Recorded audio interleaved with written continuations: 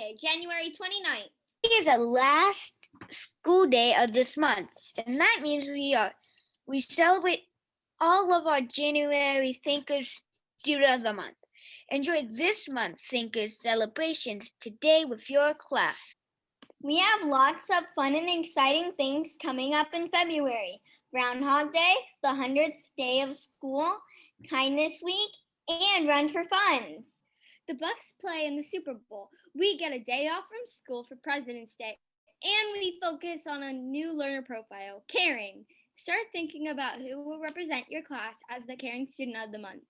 For the last day of Celebrate Literacy Week, we team up for literacy.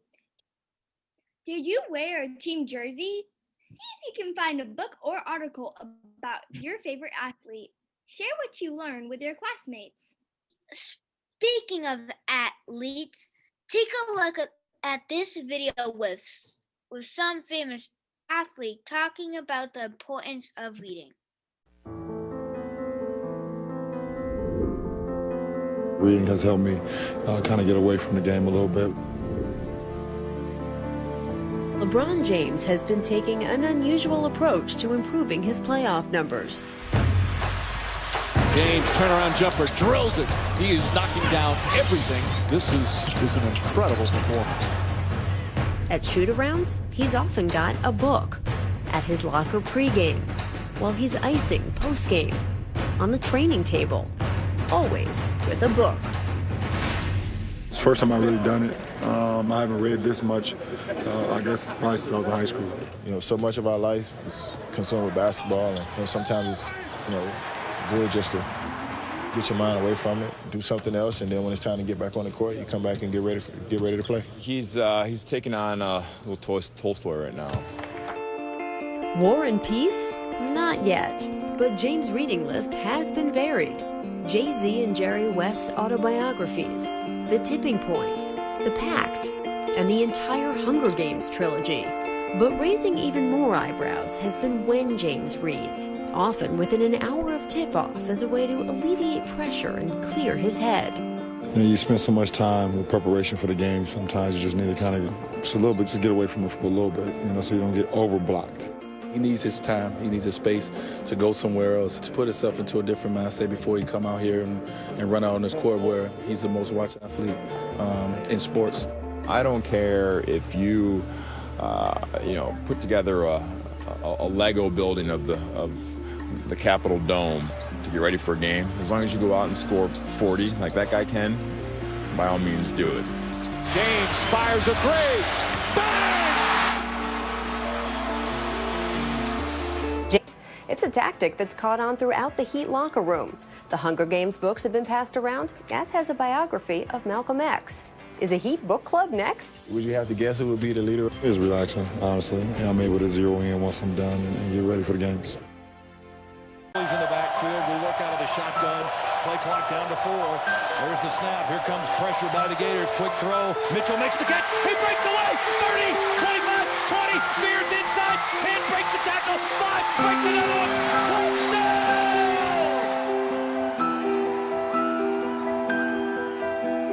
Well, actually, growing up as a kid, I didn't read at all. I was always outside playing sports. And, I developed a love of reading just over time. I found that it was very important to read.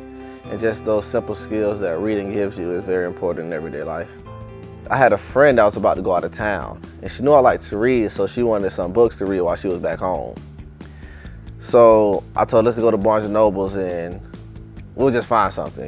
We didn't have any books in mind or anything like that. One Sunday afternoon, I decided I would go to a bookstore and look for the next book. I still had several weeks before I had to have it completely read.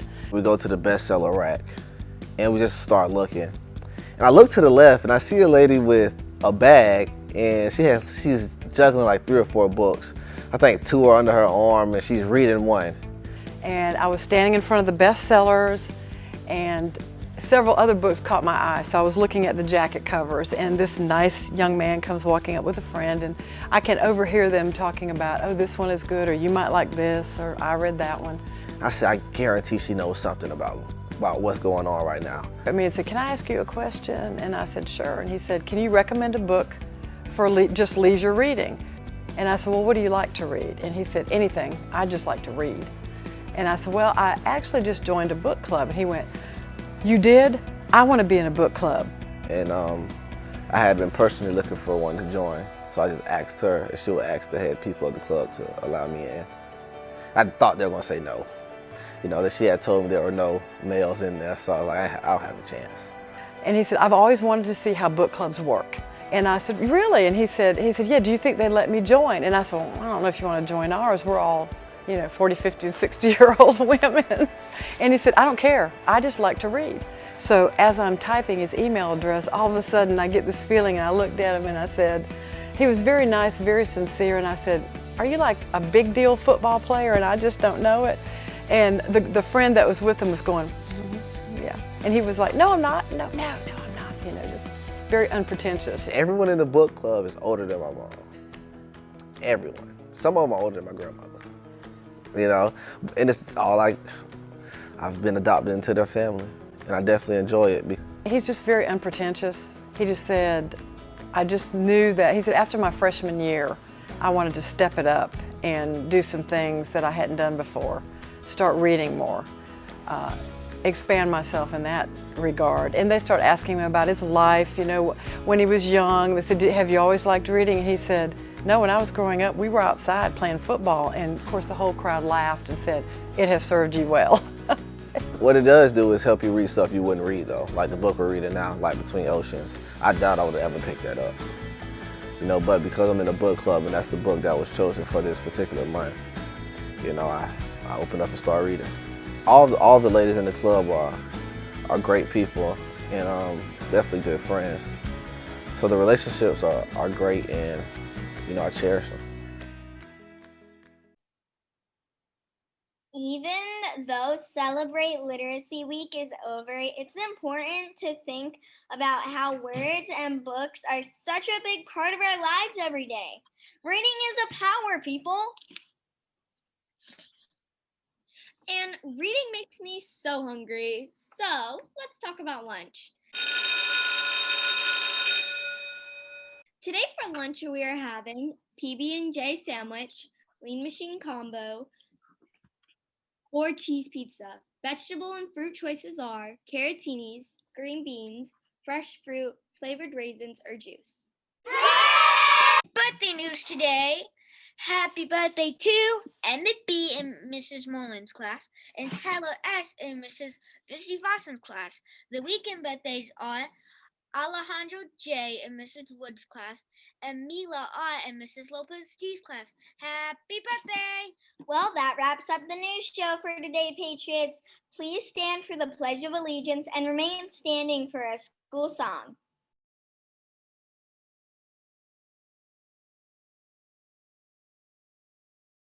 I pledge allegiance to the flag of the United States of America and to the republic for which it stands, one nation, under God, indivisible, with liberty and justice for all.